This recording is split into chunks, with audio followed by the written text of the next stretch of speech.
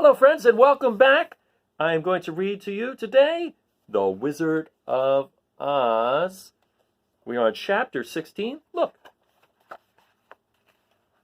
not so much left. We read all of this, so we're almost done, and the next couple chapters are kind of quick, so I might even combine a few. We'll see how that goes. But today I'm reading The Magic Art of the Great Humbug, and when we last left our friends, they discovered that the great and all-powerful Wizard of Oz has no power at all. He's just a simple humbug.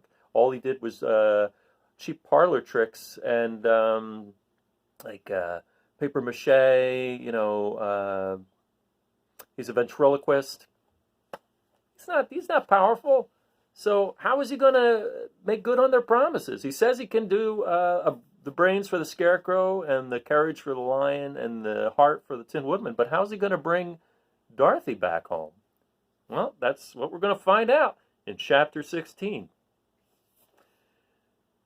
Next morning, the Scarecrow said to his friends, "Congratulate me.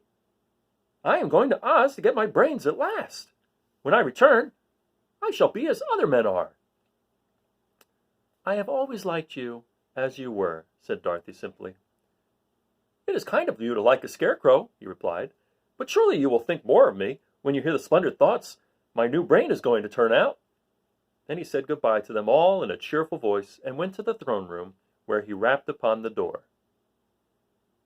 "Come in," said Oz.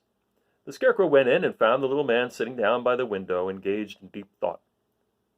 "I have come for my brains," remarked the Scarecrow, a little uneasily. "Oh, yes, sit down in that chair, please," replied Oz. "You must excuse me for taking your head off, but I shall have to do it in order to put your brains in their proper place." "Oh, that's all right," said the Scarecrow. "You are quite welcome to take my head off, as long as it will be a better one when you put it on again." So the wizard unfastened his head and emptied out the straw. Then he entered the back room and took up a measure of bran, which he mixed with a great many pins and needles. Having shaken them together thoroughly, he filled the top of the Scarecrow's head with the mixture and stuffed the rest of the space with straw to hold it in place. When he had fastened the Scarecrow's head on his body again, he said to him, "Hereafter, you will be a great man, for I have given you a lot of brand new brains." The Scarecrow was both pleased and proud at the fulfillment of his greatest wish, and having thanked Oz warmly, he went back to his friends.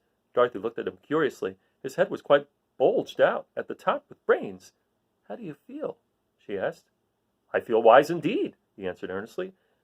"When I get used to my brains, I shall know everything." "Why are those needles and pins sticking out of your head?" asked the Tin Woodman.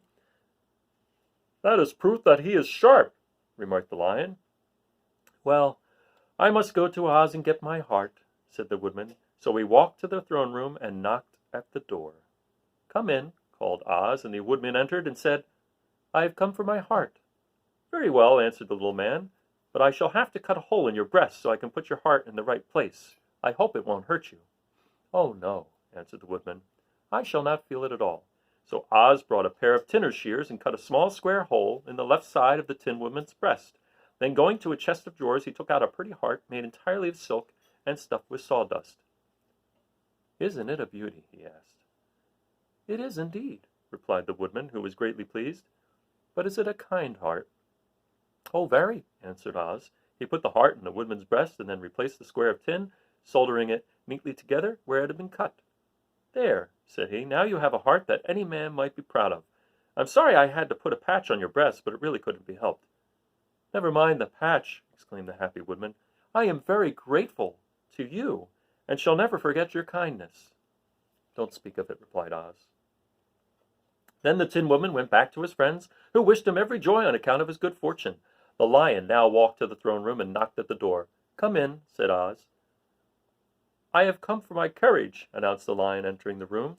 "Very well," answered the little man. "I will get it for you." He went to a cupboard and, reaching up to a high shelf, took down a square green bottle, the contents of which he poured into a green gold dish, beautifully carved.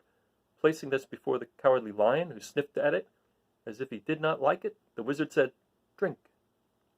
"What is it?" asked the Lion. "Well," answered Oz, "if it were inside of you, it would be courage.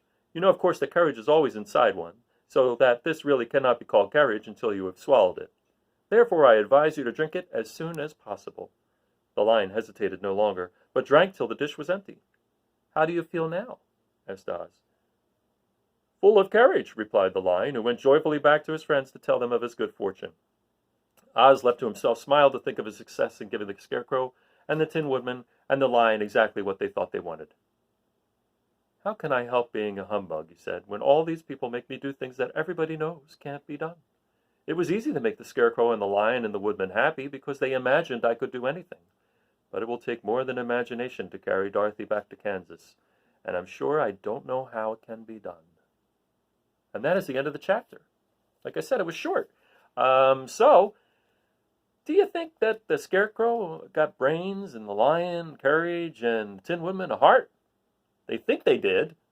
And really, that's all that matters, because they already had the qualities that are of those things. Like the Scarecrow has proven throughout this book how smart he is, and the Tin Woodman wasn't willing to let a poor little mouse get chased by an animal, and he got upset when he squashed a bug. So he has a heart, and the lion has proved to be most courageous. I mean, it's okay to have to be scared of something.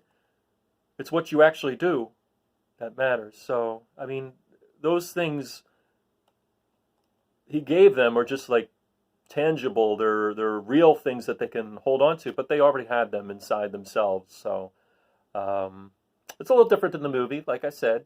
But let's find out next time how we're going to get Dorothy home in Chapter 17, how the balloon was launched. Okay, have a great day. Bye now.